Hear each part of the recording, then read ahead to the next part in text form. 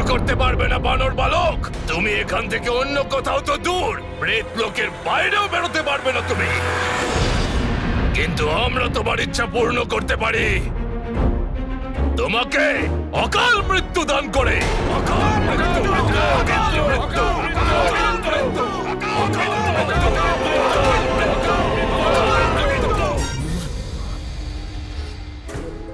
এই এত বড় প্রেত লোকে কোথায় খুঁজবো হনুমানকে? পুত্র হনুমান, হনুমান, হনুমান, হনুমান! প্রেতরাজ, আপনি আমার রাস্তা কেন আটকালেন? আমি হনুমানের সঙ্গে দেখা করব। হনুমান অবৈধভাবে প্রবেশ করেছে প্রেতলোকে, তার সঙ্গে আপনার দেখা হবে না। আমার হনুমান আমার সঙ্গে দেখা করতে এখানে এসেছে, ওর সঙ্গে দেখা করতে আপনি আমায় আটকাতে পারবেন না। থামুন কেশরী।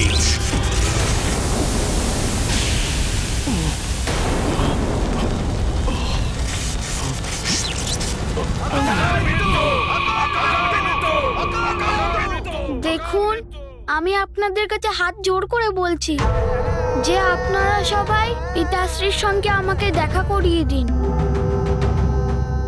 আমি এখানে কারোর সঙ্গে যুদ্ধ করতে আসিনি। প্রেতরাজ, আমাকে এই বন্ধন থেকে আপনি মুক্ত করুন, আমাকে এই বন্ধন থেকে মুক্ত করুন। আপনি ইতিমধ্যেই মুক্তি পেয়েছেন সমস্ত মোহমায়ার বন্ধন থেকে। তা সত্ত্বেও যদি আপনি আপনার পুত্রের মোহে আবিষ্ট হয়ে পড়েন, তাহলে তার থেকে আপনাকে দূরে রাখাই মঙ্গল। না প্রেতরাজ, ও আমার সঙ্গে দেখা করতে এখানে এসেছে, আর আমি। কেশরী, আপনার পুত্র বলপূর্বক প্রেত লোকে প্রবেশ করেছে। তার হয়তো এটা জানা নেই যে প্রেত লোকে কোনো জীবিত প্রাণী প্রবেশ করলে একটা সময় সীমার পরে তার জীবন অভিশপ্ত হয়ে যায়, আয়ু ক্ষীণ হয়ে যায়, অকাল মৃত্যু নেমে আসে। শুধু তাই নয়, তাকে প্রেত জনিতেও যেতে হতে পারে। না না, এরকম যেন না হয়। আমি আপনার আজ্ঞা পালন করব প্রেতরাজ। ঠিক আছে, আপনি ওকে দেখতে পারেন, কিন্তু আপনি ওর নিকটে যাবেন না, বা সেও আপনার নিকটে আসবে না। মনে রাখবেন, আপনি ওর সঙ্গে কোনো কথা বলবেন না। যদি আপনি ওর সঙ্গে কথা বলেন, তাহলে ওকে অভিশাপ থেকে কেউ রক্ষা করতে পারবে না।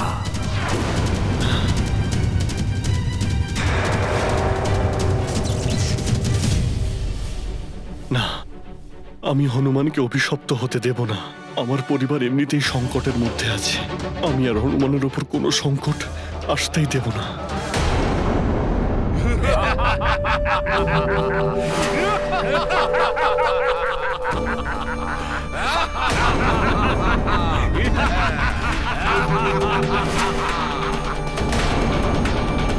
মনে হচ্ছে তুমি সহজ কথায় মানবে না।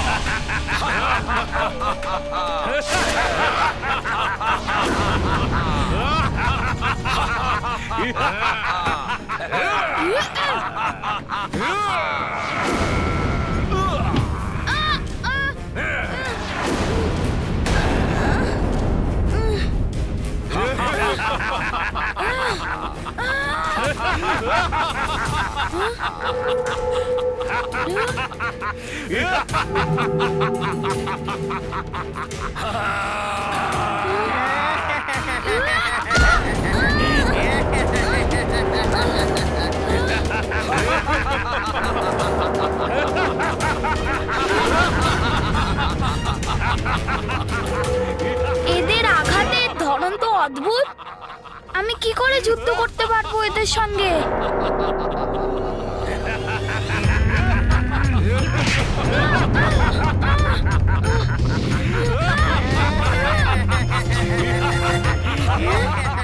এ তো অদৃশ্য হয়ে গেল।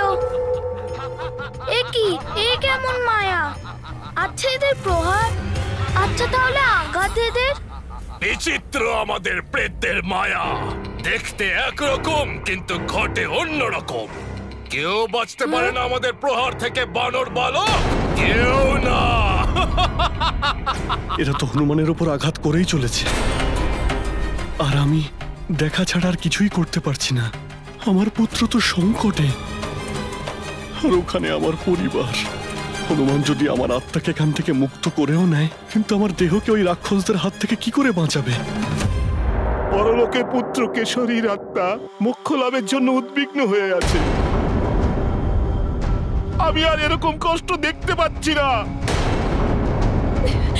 হনুমান নিজের মাকে স্বর্গলোক থেকে ফিরিয়ে এনেছিল স্বামী। হতেও তো পারে অঞ্জনার বিশ্বাসের জয় হবে। মহারাজ কেশরী পুনর্জীবন পাবেন। এইরকম অনর্থক জেদ করে মৃতদেহের প্রতি পাপ করছো তোমরা সবাই। আমারও তো কেশরী পুত্রের সমানই ছিল। কিন্তু অঞ্জনা তো ওনার স্ত্রী। ওর ইচ্ছার বিরুদ্ধে মহারাজ কেশরীর অন্তিম সংস্কার কি করে হবে? এখন কিভাবে বোঝাই আমি তোমাদের সবাইকে যে হনুমান কালের নিয়মকে পরিবর্তন করতে পারে না। মহাকাল নয় ও, আর না ও কালেশ্বর।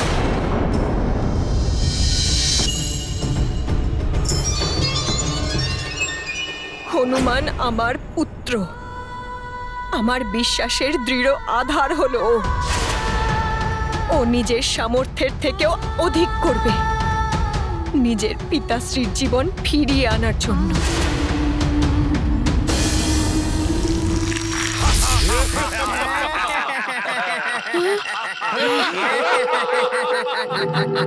নিশ্চয়ই কোনো অদ্ভুত জিনিস আছে এই প্রেতের প্রহারে।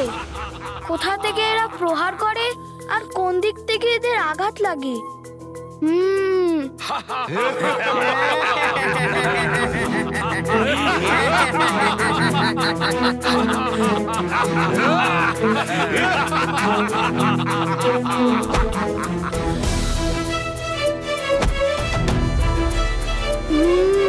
এই প্রেতদের যুদ্ধের পদ্ধতি আমি বুঝে গেছি।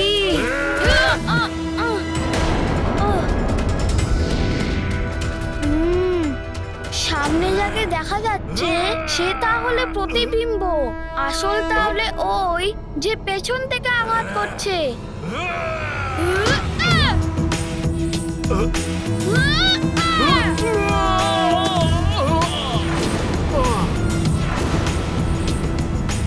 খুব ভালো হনুমান, প্রেতদের মায়া তুমি বুঝতে পেরেছো।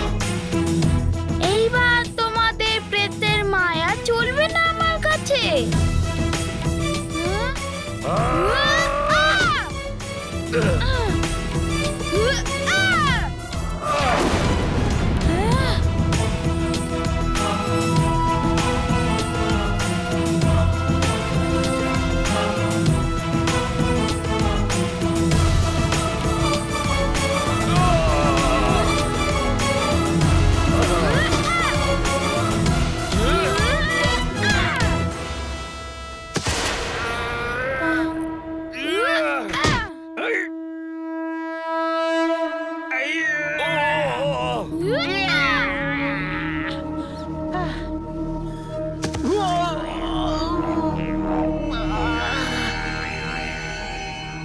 হনুমান এই দণ্ড থেকেও কোনো শিক্ষা নেয়নি।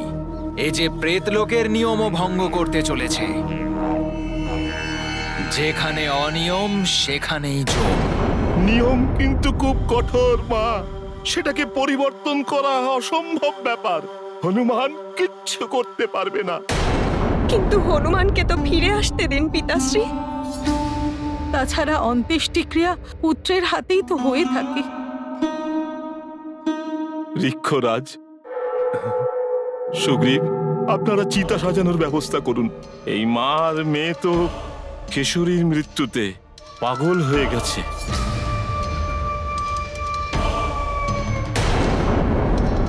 কিন্তু আমারও এই কর্তব্য যে এদের অধর্ম আর পাপের থেকে বাঁচানো। আমি পিতা, তার শত্রু নই আমার কন্যার স্বামীর।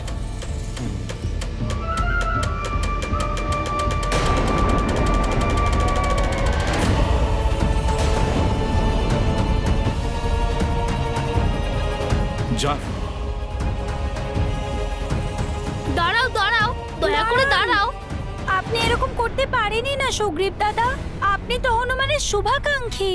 হ্যাঁ, আর আপনি তো জেনেই থাকবেন যে মিত্র হনুমান অনেক বড় বড় সমস্যার নিমেষে সমাধান করেছে। দয়া করে ওকে ফেরত আসতে দিন।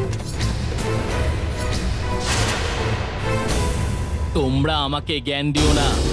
আমি তোমাদের কথা শুনবো না আমার বড়দের আজ্ঞা পালন করব।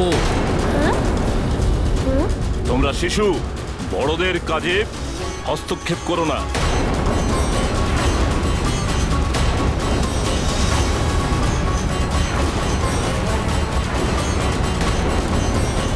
পিতাশ্রী, কি হয়েছে?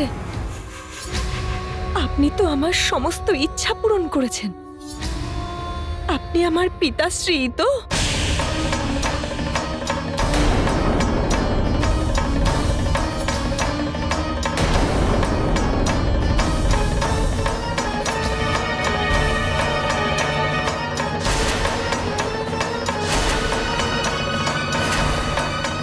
নিজের পিতাকেই তুমি সন্দেহ করে যাচ্ছ। মা হয়ে নিজের সন্তানকেই যমলোকে পাঠিয়ে দিয়েছ মৃত্যুর মুখে তুমি। আমি এখন বিশ্বাস করছি যে এই দুঃখ তোমাকে বিক্ষিপ্ত এবং পাগল করে দিয়েছে।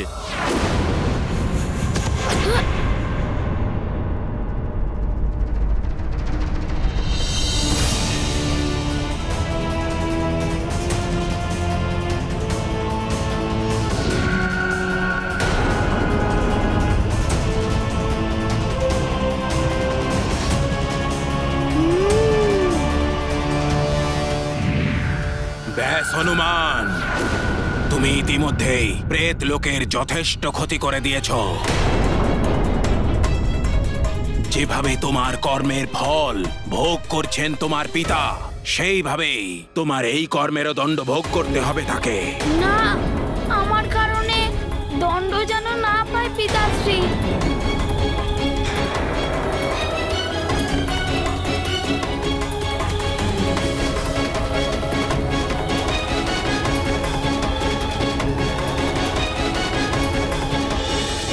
হ্যাঁ পুত্র, তোমার পিতাশ্রীর প্রাণ নিয়ে তবেই ফিরবে। প্রেতরাজ, আমার দণ্ড পিতাশ্রী কেন পাবে?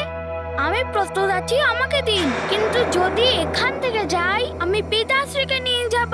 প্রেত লোকে কারোর সঙ্গে কারোর কোনো সম্পর্ক থাকে না বালক। মহারাজ কেশরীও আর এখন তোমার পিতা নন। উনি এখন কেবলমাত্র এক আত্মা, অন্যান্য প্রেতাত্মাদের মতোই, যাদের কাল দেবের আদেশেই প্রেত লোকে নিয়ে আসা হয়। কিন্তু আমার পিতাশ্রীকে এখানে অন্যায়ভাবে নিয়ে আসা হয়েছে, আর এই অন্যায় প্রতিবাদ হনুমান সর্বদা করবে। আর হনুমান পিতাশ্রীকে এখান থেকে নিয়ে যাবে। ছেলে মানুষই করো না বালক। প্রেতরাজ থাকতে এটা অসম্ভব, আর ততটাই অসম্ভব প্রেতরাজের সম্মুখীন হওয়া। এমনটা বলবেন না প্রেতরাজ, আমি আবার অনুরোধ করছি, আমার পিতাশ্রীকে মুক্ত করে দিন। ব্যাস, আমি শেষবারের মতো সতর্ক করছি, যদি তুমি এক্ষুনি এখান থেকে ফিরে না যাও, তাহলে আর কখনো যেতে পারবে না। আমি তোমাকে নিষ্প্রাণ করে দেব। তখন তোমার আত্মা, তোমার দেহ চিরতরে এখানেই থেকে যাবে। প্রেতরাজ মহাশয়, আমার মায়ের চোখের জল আর আমার পিতাশ্রীর এই কষ্ট আমার মৃত্যু থেকে অনেক কষ্টদায়ক। আমি সবকিছু সহ্য করার জন্য প্রস্তুত আছি। বালক, যদি তোমার এই ইচ্ছা হয়, তাহলে ভোগ করো প্রেতরাজের প্রহার। না,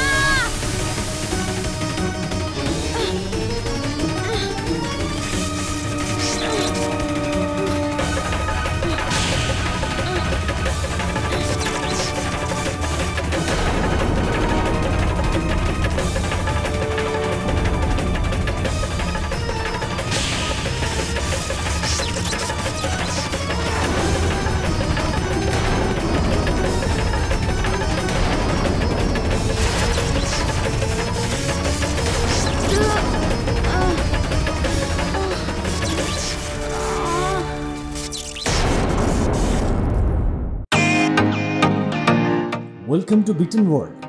how may I assist you? নতুন ফ্ল্যাটের জন্য একটা স্ট্যান্ড ফ্যান আর কুলার নেব। এই পচা গরম থেকে একটু স্বস্তি চাই। বাজার চলতে সব ব্র্যান্ড আর ভরসাযোগ্য নয়। তার জন্য তো আমাদের ফ্যান আছে, all purpose bullet table fan, ceiling fan. আমাদের সিলিং ফ্যান কিন্তু 30 মাসের ওয়ারেন্টি সহ পাওয়া যায়।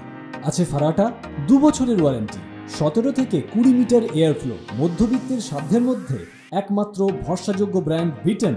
আমাদের কুলারের কিন্তু অনেক range, 45 litres, 50 litres, 70 litres, 90 litres, 110 litres. Honeycomb সহযোগে বিটেনের সব কুলারের ওয়ারেন্টি 1 বছর। চেনা হাওয়ায় অচেনা অনুভূতির জন্য একমাত্র আদর্শ বিটেন। গরমে স্বস্তি পেতে বিটেনের ফ্যান হোক বা কুলার, আজই আনুন বাড়িতে। Beaten, digitally yours.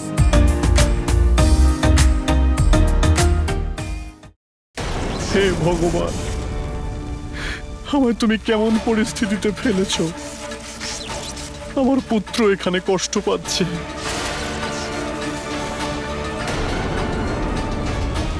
আর আমার স্ত্রীকে ওখানে কষ্ট দেওয়া হচ্ছে, আর আমি এখানে এই সব কিছু দাঁড়িয়ে দেখা ছাড়া আর কিছুই করতে পারছি না।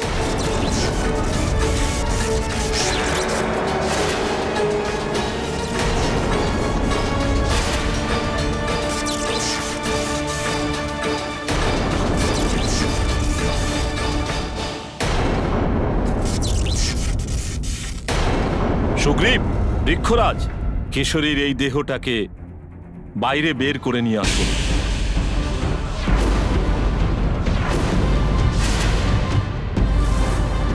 ওনারা তো মানতেই চাইছেন না।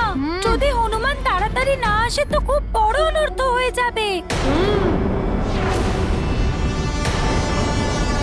না, ইনি মহারাজ কুঞ্জর নন। আমি ভালো করে চিনি স্বামীকে। উনি কখনো অঞ্জনার কথা ফেলতে পারেন না।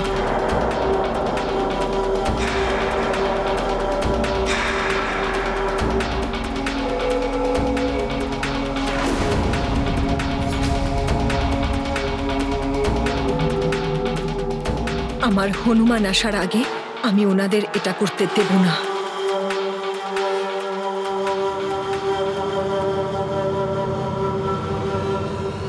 দাঁড়ান।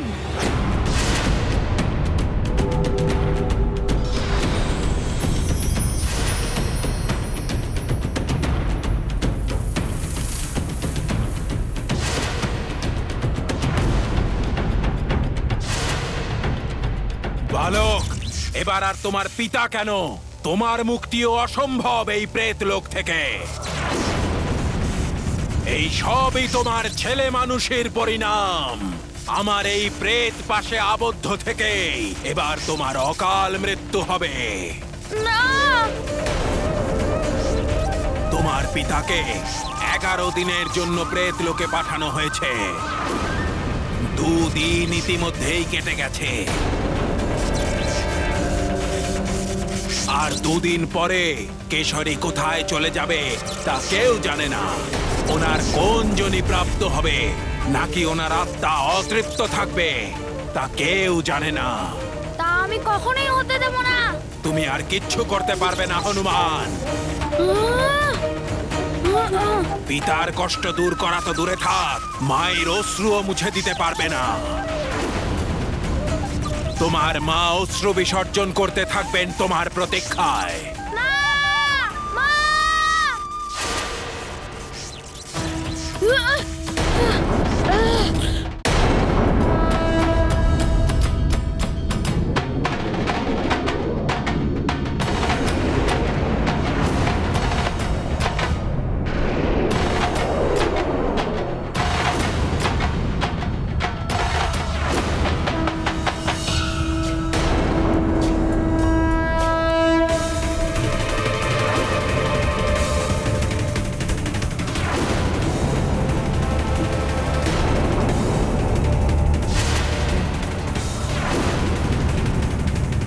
বাহ অঞ্জনা, আমি ধন্য হয়ে গেছি তোমার মতো স্ত্রী আর হনুমানের মতো পুত্র পেয়ে,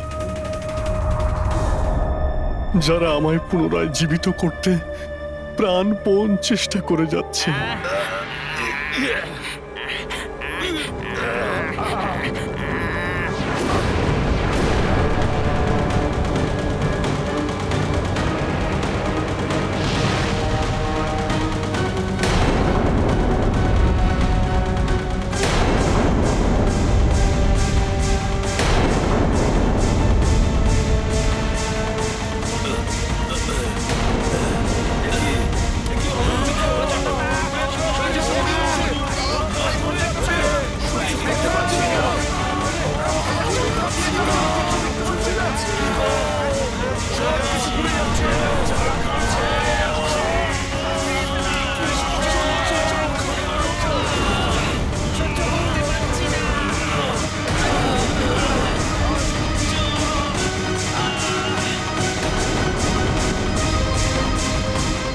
প্রেতদের তো সবসময়ই ভয় থাকে আগুনে।